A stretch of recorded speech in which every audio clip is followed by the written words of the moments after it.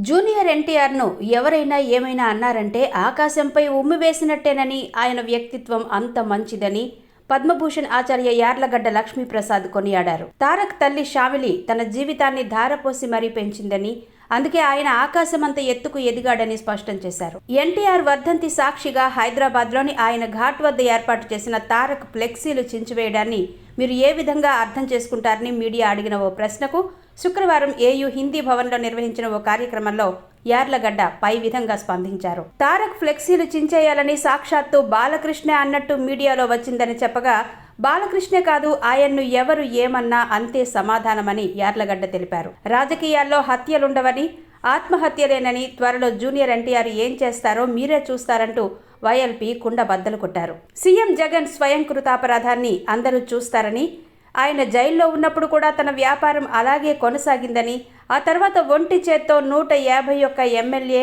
23 MP సీట్లు గెలిపించుకుని hero అనిపించుకున్నారని వైఎల్పీ తెలిపారు. తనతో కూడా జగన్ బాగానే ఉండేవారని గుర్తు చేశారు. భాషాభివృద్ధికి ఎవరేం చెప్పినా వైఎల్పీ చెప్పినట్టే చేయండంటూ జగన్ సలహా ఇచ్చేవారన్నారు.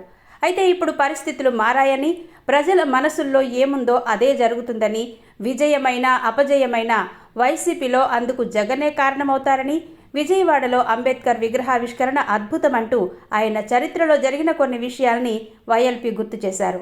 తాను మంచి చేస్తేనే ఓటేయండని సీఎం జగన్ అడగడం చూస్తుంటే దేశంలో మరే రాజకీయ నాయకుడు అలా అడిగి ఉండరేమో అనిపిస్తోందని వైఎల్పీ గుర్తు చేశారు.